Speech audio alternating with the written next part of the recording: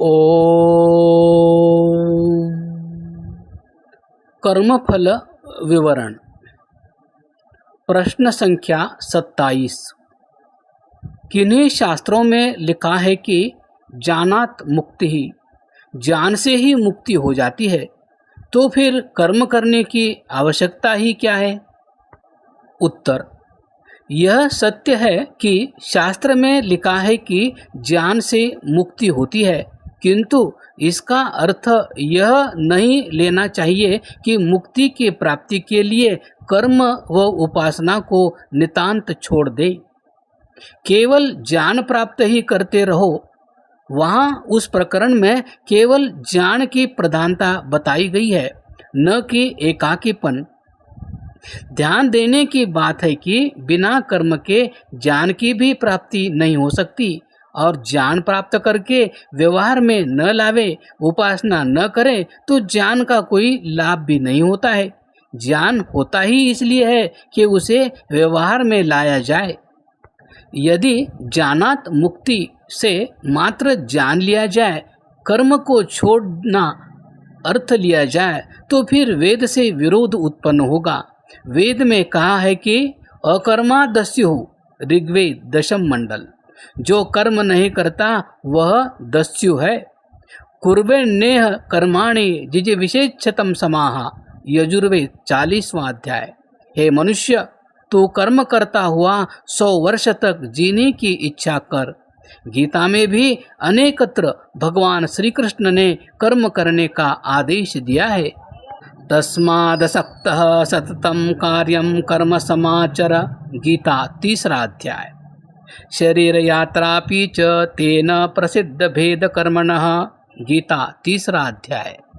कर्म के बिना तो शरीर को जीवित रखने के लिए खाने पीने पहनने को भी नहीं मिलता। वैदिक सिद्धांत के अनुसार यथार्थ ज्ञान, शुद्ध निष्काम कर्म तथा समर्पित भावयुक्त शुद्ध उपासना करने पर ही व्यक्ति मोक्ष को प्राप्त होता है, केवल ज्ञान से मुक्ति नहीं होती है। प्रश्न संख्या 28। क्या शुभ व अशुभ कर्म बराबर किए जाएं तो वे बिना ही फल दिए नष्ट हो सकते हैं? उत्तर, मनुष्य प्रत्येक विषय में पूर्ण ज्ञानी न होने के कारण अच्छे और बुरे दोनों प्रकार के कर्म करता है।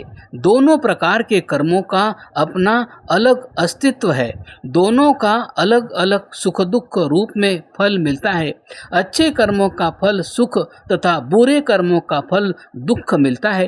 वैदिक कर्म मीमांसा के अनुसार अच्छे बुरे कर्मों में जमा घटा अर्थात प्लस माइनस नहीं होते। उदाहरण 1, ऐसा नहीं होता कि किसी ने 100 अच्छे कर्म किए हो तथा 20 बुरे कर्म किए हो, तो 100 अच्छे कर्म में से 20 बुरे कर्म कटकर अगले जन्म में फल देने के लिए केवल 80 शुभ कर्म ही बचे रह जाएं। दूसरा उदाहरण, किसी ने 100 बुरे कर्म किए हो और 20 अच्छे कर्म किए हो, तो 20 बुरे कर्म अगले जन्म में फल देने के लिए बच जाएं। ऐसा भी नहीं होता। यदि ऐसा होता तो प्रत्येक प्राणी केवल सुखी या केवल दुखी होता, परंतु संसार में ऐसा दिखाई नहीं देता। यहाँ तो प्रत्येक मनुष्य प्राणी सुखी व दुखी सम्मिलित दिखाई देते हैं। इससे यह स्पष्ट होता है कि पूर्व जन्म में किए गए अच्छे व बुरे दोनों प्रकार के कर्मों का फल मनुष्य को इसी जीवन में मिलता है। इसलिए वैदिक दार्शनिक सिद्धांतों को जानकर हमें यह मिथ्या धारणा अपने मन से निकाल देनी चाहिए कि झूठ, छल, कपट, हिंसा, अन्याय, चोरी, जारी, विश्वासघात, मिलावट, रिश्वत, निंदा, चुगली, अपमान, मिथ्या आरोप आदि बुरे कर्म जो किए हैं, वे किसी भी प्रकार से दान, यज्ञ, तप, सेवा, परोपकार, प्रशंसा आदि करके नष्ट कर देंगे या उनको घटाकर कम कर देंगे। चोरी, रिश्वत, डाके, छल, कपट से कमाए धन से दान, यज्ञादि परोपकार में लगा देने से पाप कर्म धुलते नहीं हैं। पापी व्यक्ति दानवीर बनकर अपनी प्रशंसा करवाकर, फोटो छपवाकर, गुणगान करवाकर, मालाएं पहनवाकर विशुद्ध धर्मवीर नहीं बन जाता। हाँ, जो उसने अच्छे कर्म किए हैं उनका फल तो उसे सुख रूप में अच्छा ही मिलेगा, किंतु बुरे कर्मों का भी फल उसे हर हालत में अवश्य ही भोगना पड़ेगा। तर्क: किसी जीव के पाप पुण्य बराबर मात्रा में होते हैं और एक दूसरे से घटकर शून्य हो जाते हैं, तो फिर उस जीवात्मा का क्या होगा? कौन सा जन्म मिलेगा? सुखदायी योनि मिलेगी या दुखदायी? ऐसा भी क्यों? इन प्रश्नों का समाधान भी हो जाएगा। प्रश्न संख्या 29। क्या निष्काम कर्मों का भी फल मिलता है? उत्तर: जी हाँ, निष्काम कर्मों का भी फल मिलता है। इस विषय में ध्यान रखने योग्य बात यह है कि निष्कामता का अर्थ यह नहीं होता कि कर्ता की कोई भी कामना न हो।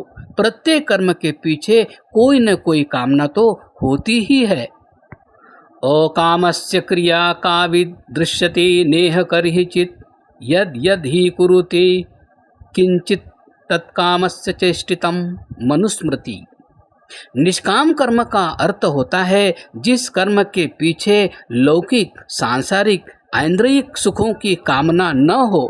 धन, संपत्ति, पुत्र, पति, पत्नी आदि की कामना न होकर मोक्ष प्राप्ति की या ईश्वर के आनंद की प्राप्ति की कामना रहती ही है। इस प्रकार जब निष्काम कर्म ईश्वर की प्राप्ति या ईश्वरीय आनंद की कामना रखकर किए जाते हैं तो उनका भी फल तो मिलना ही चाहिए।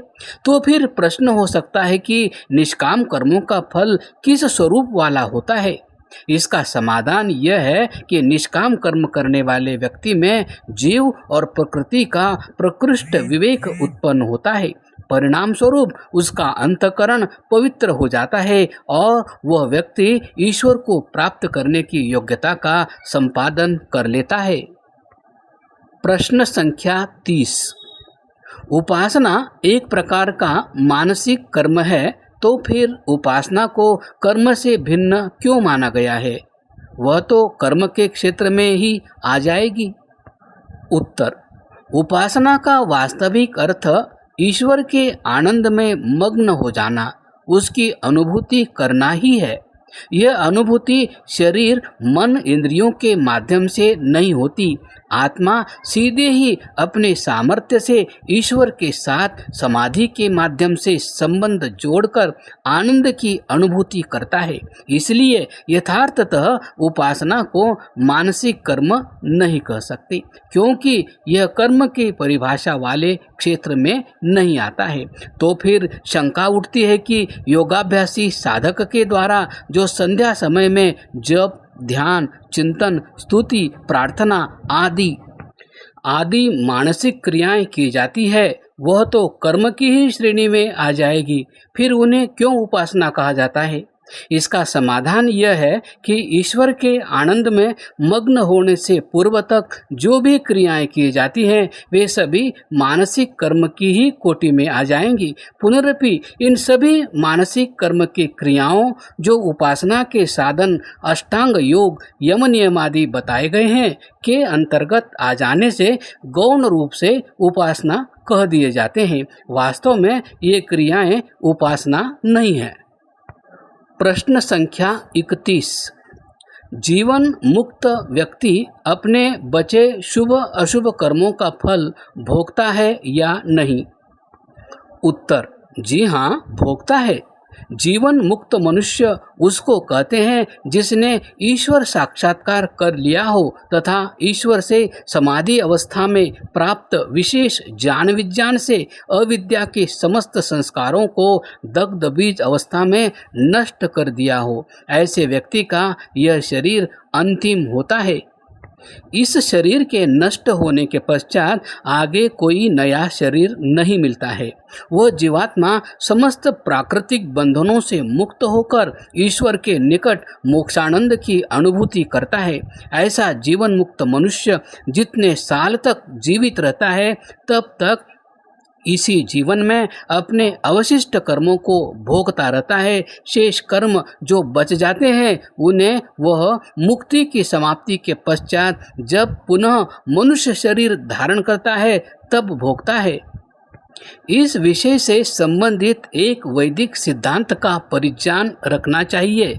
वह यह है कि मुक्त जीवात्मा के अविद्या के संस्कार तो सारे नष्ट हो जाते हैं, किंतु कर्म फिर भी अवशिष्ट रहते हैं। सारे कर्म किसी भी जीवात्मा के द्वारा नहीं भोगे जाते हैं। मुक्तावस्था में विद्यमान जीवात्मा के भी कुछ न कुछ तो शुभाशुभ कर्म शेष रहते ही है। उन्हीं के कारण मुक्ति काल का आनंद भोग कर वह पुनः मनुष्य शरीर धारण करता है। प्रश्न संख्या 32।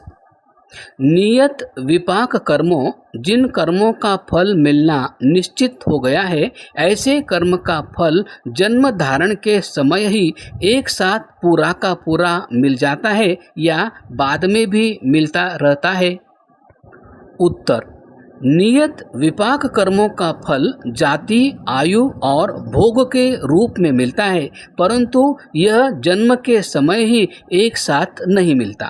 इस जन्म में किए गए सभी कर्मों का बड़ा महत्वपूर्ण फल अगले जन्म में जाति अर्थात शरीर के रूप में मिलता है। यह शरीर रूपी फल तो एक बार ही जन्म धारण के समय ही मिल जाता है।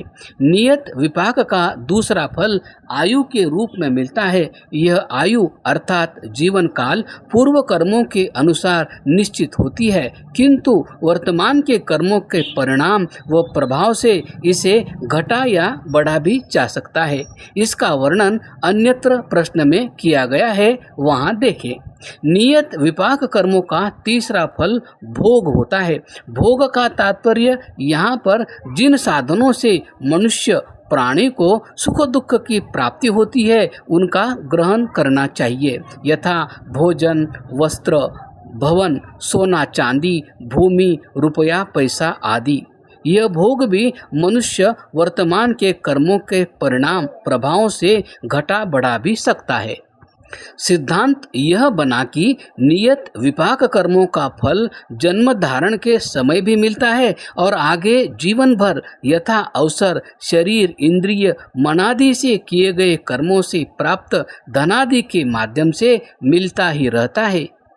क्रमशः